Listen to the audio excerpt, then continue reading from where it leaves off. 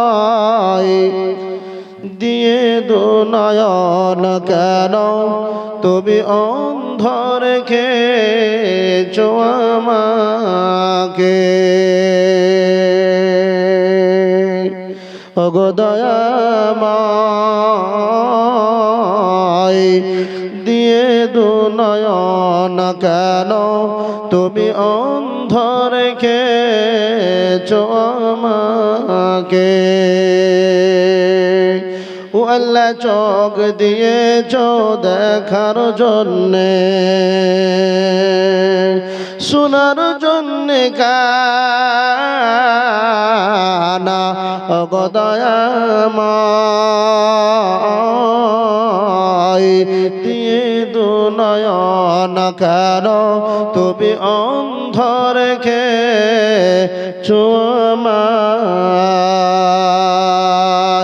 তুমি অন্ধ রেখেছো আমায় ونستغفره ونؤمن به ونتوكل عليه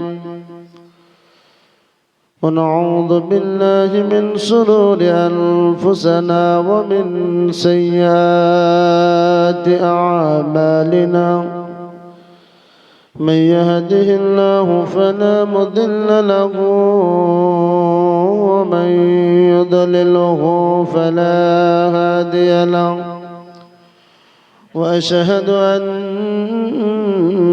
محمدا عبده ورسوله الذي أرسله بالحق بصيرا ونذيرا وداعيا إلى الله بإذنه وسراجا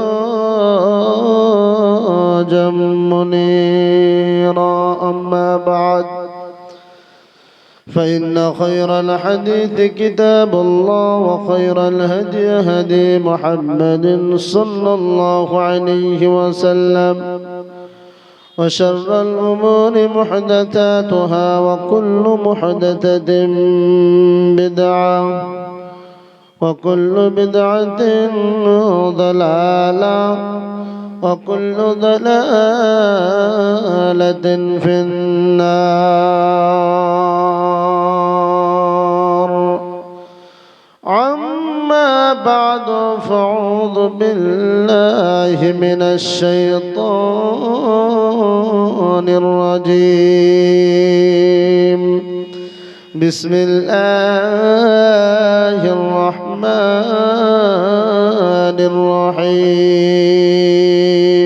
الرحيم فلما ترى الجمعان قال أصحاب موسى إنا لمدركون قال كلا إن معي ربي سيهدين فأوحينا إلى موسى أن اضرب بعصاك البحر فانفلق فكان كل فلك كالطود العظيم بسم الله الرحمن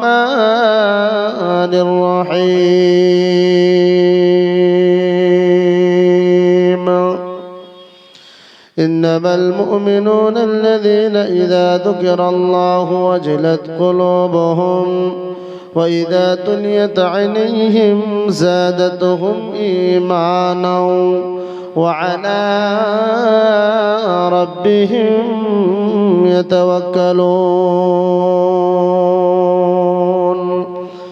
فقد قال النبي صلى الله عليه وسلم لو أنكم كنتم تتوكلون على الله حق توكله لرزقتم كما يرزق الطير تغدو خماصا وتروح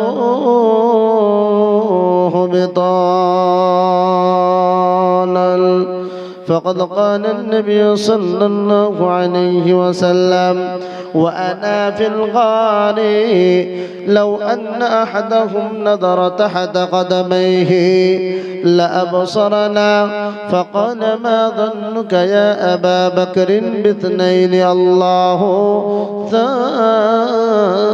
ثالثهما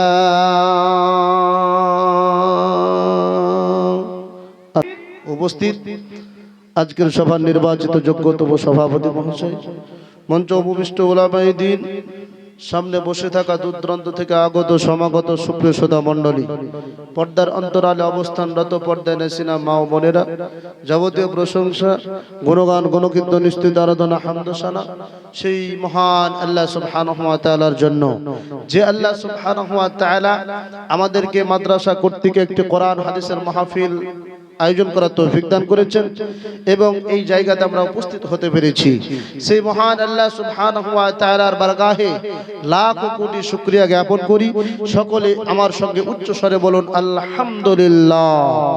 অতঃপর বিশ্ব মানবতার দূত সরওয়ারে কায়নাত সৈয়দুল আম্বিয়া খাতামুন নবিয়্যিন রাহমাতাল লিল আলামিন নবী মক্কি নবী মাদানী জনাব মুহাম্মদ রাসূলুল্লাহ সাল্লাল্লাহু আলাইহি ওয়াসাল্লামের উপরে অসংখ্য অগণিত দরুদ ও সালাম বিবর্ষিত হোক। সকলেই বলি আল্লাহুম্মা আমিন, আল্লাহুম্মা সাল্লি আলাইহি, আল্লাহুম্মা বারিক আলাইহি।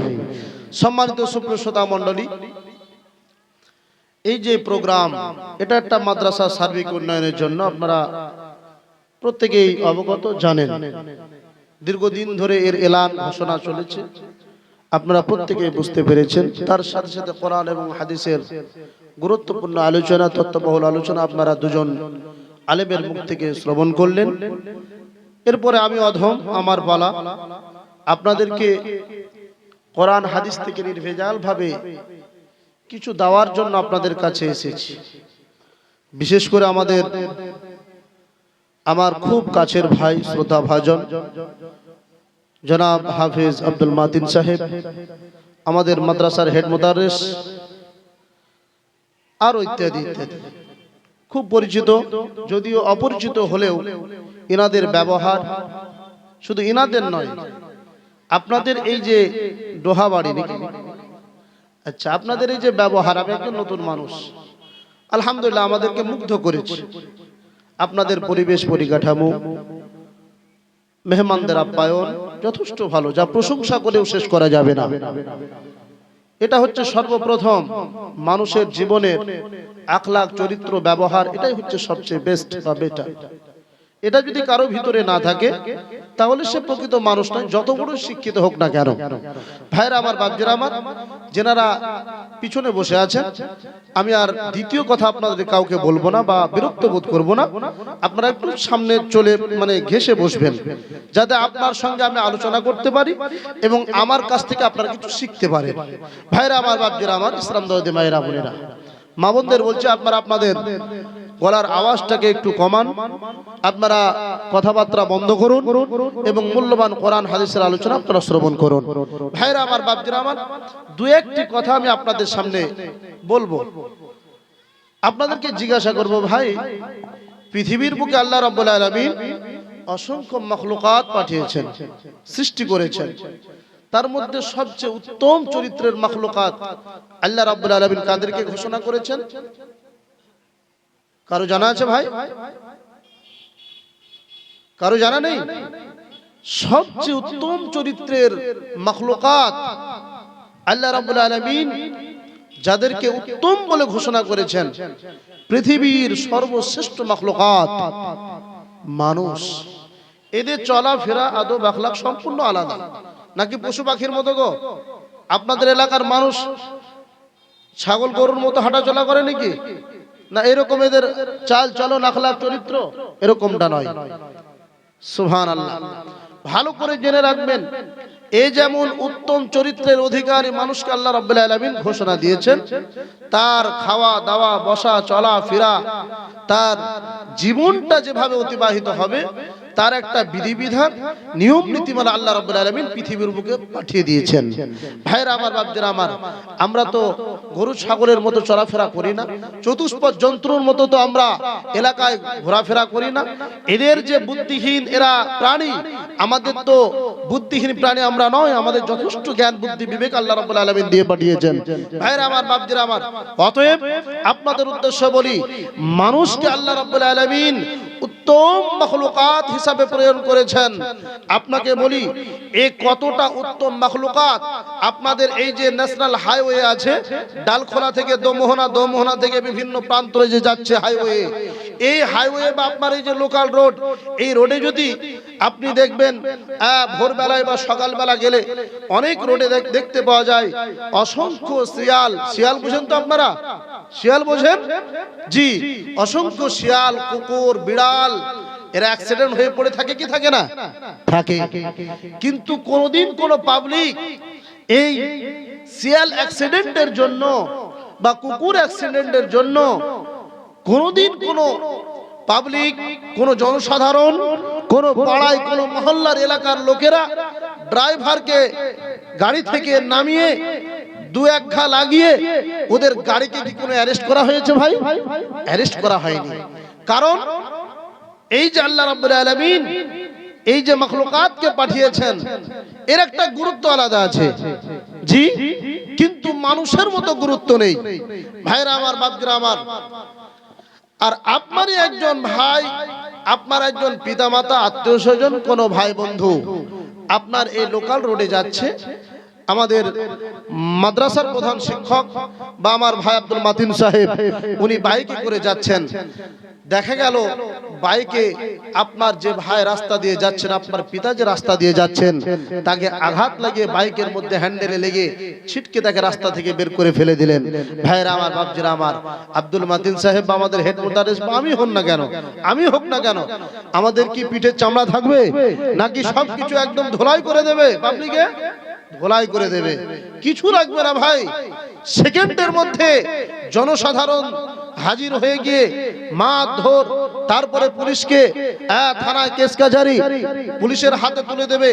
তাহলে আমরা এই বিষয় থেকে যেটা উপলব্ধি করছি বা বুঝতে পারছি, সেটা হলো এই যে আল্লাহ রাব্বুল আলামিন মানুষরূপী যে মাখলুকাতকে পাঠিয়েছেন, এদের কতটা মর্যাদা আল্লাহ রাব্বুল আলামিন পৃথিবীর বুকে দিয়ে পাঠিয়েছেন। ভাইরা আমার, বাপজিরা আমার, মায়েরা, বোনেরা, অতএব আমাদের সমস্ত দিক নির্দেশনা হবে চতুষ্পদ জন্তুর থেকে ভিন্ন, আলাদা। আমাদের চলাফেরা, আদান প্রদান সমস্ত কিছুটা আলাদা। ভাইরা আমার, বাপজিরা আমার, তাহলে কোরআন হাদিস মোতাবেক আমাদের জীবনটাকে অতিবাহিত করতে হবে। ভাইরা আমার, বাপজিরা আমার, আমি যে কোরআন হাদিস নিয়ে আলোচনা করব, আপনারা শুনতে রাজি আছেন না বেজার আছেন? রাজি আছেন? সে মোতাবেক জীবন যাপন করবেন তো? করবেন তো? যদি পালন না করতে পারি মাওলানা, তাহলে অসুবিধায় পড়ে যাব। আপনার কথাতে হ্যাঁ বলে আমার লাভ নেই।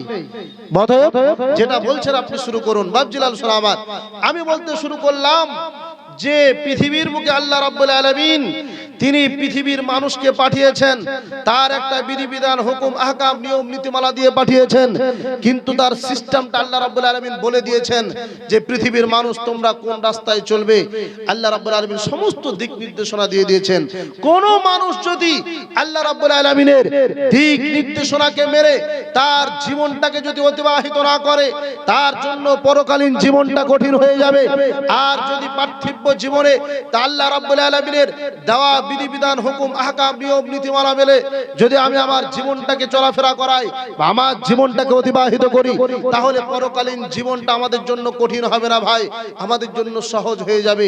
তাহলে আমি আপনার সামনে যে বিষয় নিয়ে আলোচনা করব, সেটা হলো এই যে আল্লাহ রাব্বুল আলামিন যে আপনাকে পৃথিবীর বুকে পাঠিয়েছেন, আপনি পৃথিবীর যে কোনো কর্ম করেন না কেন, আল্লাহ রাব্বুল আলামিনের প্রতি আপনাকে ভরসা রাখতে হবে ভাই।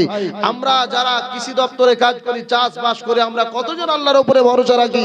যারা আমরা চাকরিজীবী মানুষ, যারা আমরা কোর্ট কাচারিতে যাই, অফিস আদালতে যাই, যারা আমরা ব্যবসা বাণিজ্য করি, যারা আমরা পৃথিবীর মুখে চাষের কারবার করি, চাষের কাজ করি, এরা আমরা কতজন আল্লাহর উপরে ভরসা রাখি? ভাইরা আমার, বাপজিরা আমার, একটা বিষয় জেনে রাখবেন, আপনি পৃথিবীর মুখে যে কোনো কাজ করেন না কেন, পৃথিবীর উপায় উপকরণ, নিয়ম নীতিমালা মেনে আপনাকে আল্লাহর উপরে কি করতে হবে? ভরসা রাখতে হবে। রাখতে হবে কি হবে না ভাই? যদি কোনো মানুষ আল্লাহর উপরে ভরসা রাখে তার জীবনটা সাকসেসফুল হয়ে যাবে। যেমন আপনাকে এক এক করে আমি ইতিহাস শোনাই, তাহলে বুঝতে পারবেন। আল্লাহ রাব্বুল আলামিন পবিত্র কোরআনের মধ্যে বলেছেন, আল্লাযীনা আমানু ওয়া আলা রাব্বিহিম ইয়াতাওয়াক্কালুন, যারা ঈমান আনে এবং আল্লাহর উপরে কি করে? ভরসা করে। আল্লাযীনা সাবারু ওয়া আলা রাব্বিহিম ইয়াতাওয়াক্কালুন, যারা ধৈর্য ধারণ করে এবং আল্লাহ রাব্বুল আলামিনের প্রতি তাওয়াক্কুল ইতিমাদ ভরসা রাখে। ভাইরা আমার, বাপজিরা আমার, আপনি পৃথিবীর যে কোনো কাজের সিদ্ধান্ত গ্রহণ করুন না কেন, আপনাকে এট ফার্স্ট আল্লাহর উপরে ভরসা রাখতে হবে। আল্লাহ রাব্বুল আলামিন বলছেন, বিসমিল্লাহির রহমানির রহিম, فإذا عزمت فتوكل على الله। আল্লাহ রাব্বুল আলামিন বলছেন, দুনিয়ার মানুষ তুমি শুনে নাও, পৃথিবীর বুকে তোমার জীবনটাকে যখন তুমি অতিবাহিত করতে যাবে, পৃথিবীর বুকে তুমি যে কোনো কাজ কর্ম করো না কেন, সর্বপ্রথমে আল্লাহ রাব্বুল আলামিনের প্রতি তোমাকে তাওয়াক্কুল ভরসা রাখতে হবে। ও প্রাণের মুসলমান, আল্লাহ রাব্বুল আলামিন পবিত্র কোরআনের মধ্যে অন্য জায়গাতে ঘোষণা দিয়েছেন, ওয়া আলাল্লাহি ফালইয়াতাওয়াক্কালিল মুমিনুন।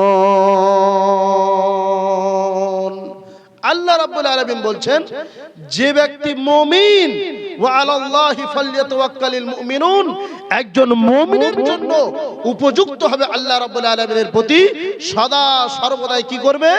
ভরসা রাখবে। ভাইরা আমার, বাপজিরা আমার, আর আল্লাহর উপরে ভরসা রাখাটা হলো মুমিনের একটা বিশিষ্ট গুণ, বা এর একটা ফ্যাসিলিটি আলাদা আছে।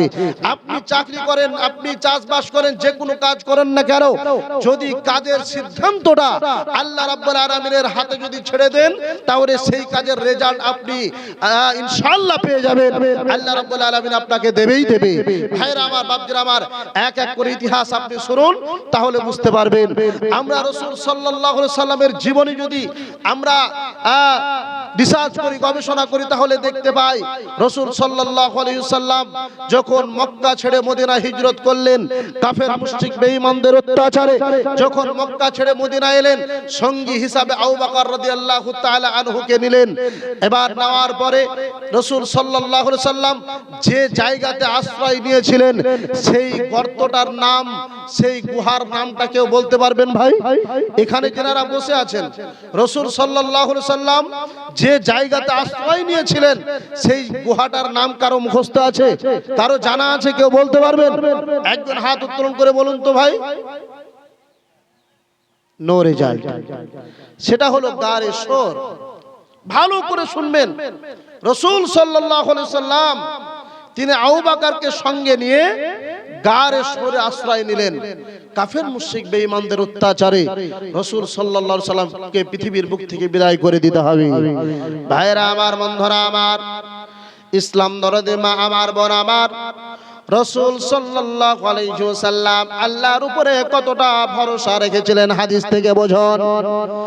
বিশ্বনবী জনাব মুহাম্মদুর রাসূলুল্লাহ সাল্লাল্লাহু আলাইহি ওয়াসাল্লামের সঙ্গী সাথে আবু বকর রাদিয়াল্লাহু তাআলা আনহু, তিনি বিশ্বনবীকে বলছেন, ওয়া আনা ফিল গারি লাউ আন্না আহাদাহুম নাযারা তাহতা কদামাইহি লা আবসারানা ফাকালা মা দন্নুকা ইয়া আবা বকরিন বিসনাইনি আল্লাহু থালিতুহুমা। আবু বকর রাদিয়াল্লাহু তাআলা আনহু বিশ্বনবীকে বলছেন, ওগো দয়ার নবী, ওগো বিশ্বনবী, কাফের মুশরিক বেঈমানরা খুঁজতে খুঁজতে আমাদের কাছে হাজির হয়ে গেছে। রাসূল সাল্লাল্লাহু আলাইহি সাল্লামকে আবু বকর বলছেন, ওদের নবী গো, ওয়া আনা ফিল গারি লাউ আন্না আহাদাহুম নাযারা তাহতা কদামাইহি, এই কাফের মুশরিক বেঈমানের দলেরা যদি তাদের পায়ের দিকে দৃষ্টিপাত রাখে, তাহলে আমরা যে জায়গাতে আশ্রয় নিয়েছি হয়তো আমাদেরকে দেখে ফেলবে। বিশ্বনবী জনাব মুহাম্মদ রাসূলুল্লাহ সাল্লাল্লাহু আলাইহি সাল্লাম আবু বকরকে বলছেন, ও আবু বকর, বাকার তুমি শুনে নাও, তুমি কি মনে করছো এই গর্তের ভিতরে আমরা দুজন লুকায়িত আছি? ও আবু বকর, আমরা গর্তের মধ্যে দুজন নেই। বিসনাইনি আল্লাহু সালিসুহুমা, আমাদের সঙ্গে তৃতীয় জন তিনি রয়েছেন, তিনি হলেন আল্লাহ রাব্বুল আলামিন। ও প্রাণের মুসলমান, বিশ্ব নবী জনাবে মুহাম্মদ রাসূলুল্লাহ সাল্লাল্লাহু আলাইহি ওয়াসাল্লাম আবু বকরকে বলছেন, আবু বকর তুমি কোনো বিষণ্ণ হয়ো না, তুমি কোনো হতাশা হয়ো না, তুমি কোনো চিন্তায় চিন্তিত হয়ো না, কারণ আমরা কাফের মুশরিক বেঈমানদের অত্যাচারে যে গুহাতে আশ্রয় নিয়েছি, আল্লাহ রাব্বুল আলামিন আমাদের সঙ্গে রয়েছেন। নিশ্চয় আল্লাহ রাব্বুল আলামিন আমাদের পরিত্রাণের ব্যবস্থা করে দেবেন। বিশ্ব নবী আমার বলছেন, লা তাহজান ইন্নাল্লাহা মা'ানা। ওরে আবু বকর, তুমি কোন রকমের কোনো বিষণ্ণ হবে না। নারে তাকবীর, আল্লাহু আকবার। ভাইরা আমার, বাপজিরা আমার, রাসূল সাল্লাল্লাহু আলাইহি সাল্লাম তিনি আল্লাহর উপরে ভরসা রাখলেন। আর আবু বকরকে বলছেন, আবু বকর তুমি কি মনে করছো যে এই গুহার ভিতরে আমরা দুজন লুকায়িত আছি? আমরা দুজন নই, আমাদের সঙ্গে তৃতীয় জন আছেন, তিনি হলেন কে? আল্লাহ রাব্বুল আলামিন। ভাইরা আমার,